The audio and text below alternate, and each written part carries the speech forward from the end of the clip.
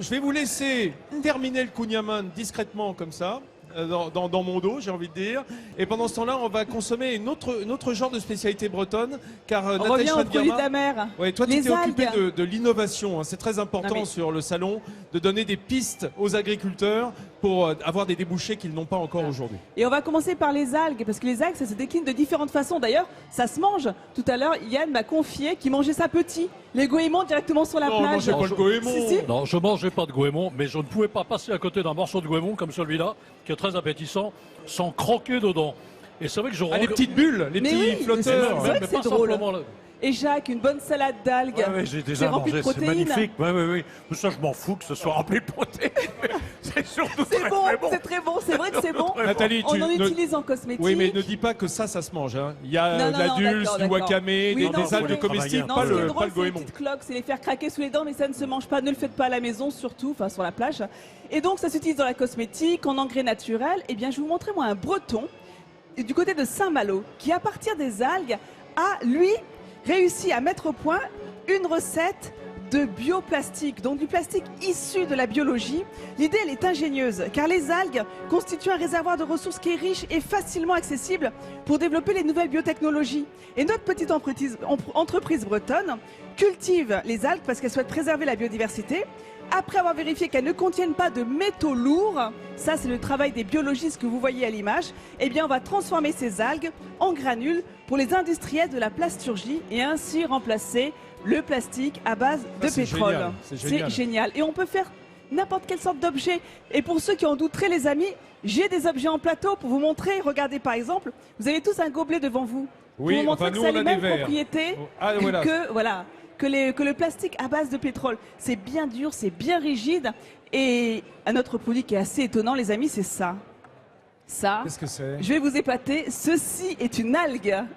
C'est Quoi, une clé USB. Une clé USB Voilà. en algues? Ben, regarde le support. À base d'algues, du plastique 100% à base d'algues. Dis donc, est-ce qu'ils font des emballages alimentaires, des Alors- bois, des- Alors pas encore, ils y sont, c'est en phase de développement, c'est Ouais. presque finalisé parce qu'au niveau de l'alimentaire, ils se sont rendus compte que l'algue au contact des produits humides avait tendance à se décomposer sur le long terme. Donc ils sont en à train de reprendre mettre... l'humidité en fait. Exactement. Et ils sont en train de mettre en place une laque végétale pour imperméabiliser tous ces matériaux. Je trouve ça vraiment assez impressionnant et mieux encore. Il y a une école de l'algue qui a été créée en Bretagne pour montrer que c'est vraiment une filière qui est en pleine croissance. Ça vous parle, ça, une école de l'algue? Et alors, le jour où on parlera breton dans cette école de l'algue, elle sera au top. Hein. Mais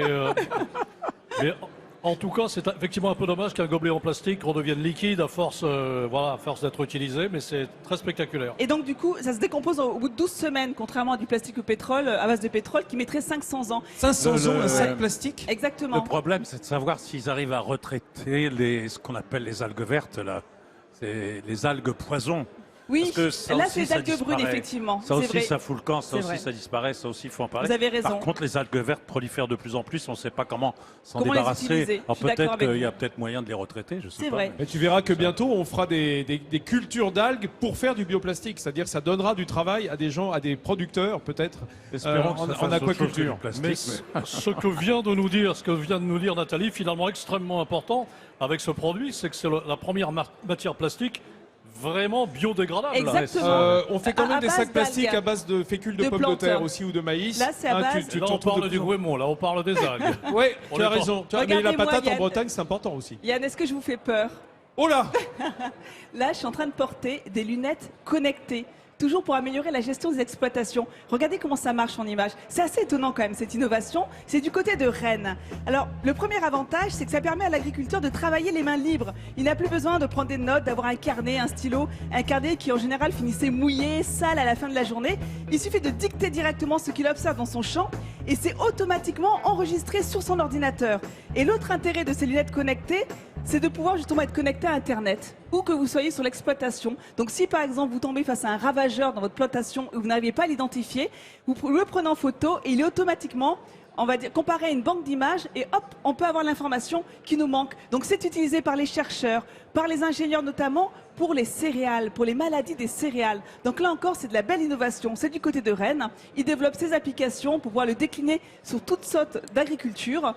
Donc c'est important et donc cette semaine c'est ce que je vais vous montrer, ces innovations dans le monde agricole. Car quand on pense à l'agriculture, on le voit toujours sous le prisme de la tradition alors que c'est un secteur qui est à la pointe de la nouvelle technologie. Nathalie, toi aussi tu es à la pointe, merci. On dirait une héroïne de Marvel Comics avec tes lunettes connectées. Cyclope dans X-Men. Absolument, je te remercie de le signaler. Voilà, notre émission Midi en France que vous connaissez, voilà, c'est pour vous dire que nous aussi on s'occupe d'être connectés au monde qui nous entoure, parce que si on est connecté, c'est parce que les régions sont connectées. C'est parce que les régions sont à la pointe de l'innovation et qu'on est la vitrine de ces régions.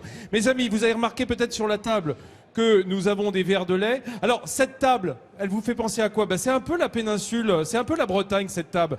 Et c'est normal que, moi qui suis à la pointe du Raz, là, j'ai du Finistère Nord, Yann Kefelec, et dans le Finistère Sud, Jacques Weber. C'est respecté, hein? C'est bien vos régions de prédilection. Oui, c'est devenu, parce que moi avant c'était les Côtes du Nord.